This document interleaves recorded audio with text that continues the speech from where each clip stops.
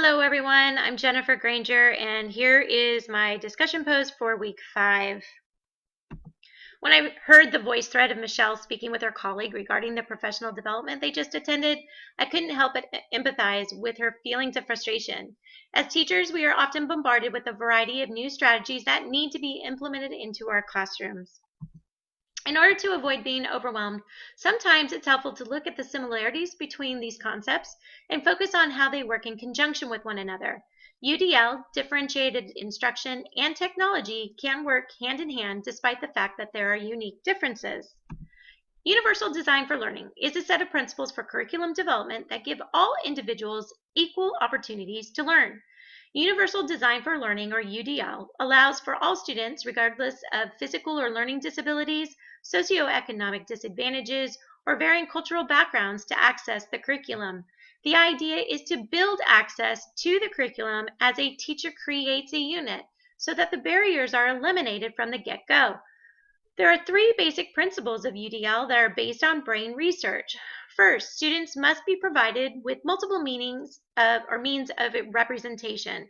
Second, students must be provided with multiple means of action and expression. And finally, students must be provided multiple means of engagement. The reasoning behind these principles is focused on the understanding of the networks in the brain. While the brain is an integrated network, there are 3 essential networks that work in tandem. The recognition network, which processes information by our senses, the strategic network, which processes information going out from our brains to our muscles so that we can act, and the affective network, which helps us to be motivated and interested in what we are learning. By using the UDL approach, we can begin to break down the barriers to the curriculum and eliminate the one-size-fits-all approach to education, which in turn helps to serve our diverse population, especially by using instructional methods that appeal to these principles and the networks. Just like there are no 2 fingerprints alike, no 2 brains process information in the same manner. Therefore, it is important to appeal to all 3 networks of the brain so that all students can have a chance to learn in a manner that suits them best. According to Carol Ann Tomlinson, differentiated instruction is not solely focused on the curriculum, but focused on the individual. She states that differentiated instruction is a teacher's response to an individual student's learning needs through content, process, product, affect, and learning environment, which can be based on a student's readiness, interest, or learning profile. It is imperative to establish a climate in which it is safe for a student to connect to a teacher, the goal being that they will become a team and to create a co-collaborative partnership to foster learning. Teachers must be willing to focus on what a student needs, not necessarily what the teacher is prepared to teach. There are specific principal roles of differentiation, according to Tomlinson, which include respectful tasks, high-quality curriculum, flexible grouping, community building, ongoing assessment, and adjustment. Tomlinson clarifies that while differentiation is meeting the needs of the individual student, it is not a distinct lesson plan for individuals.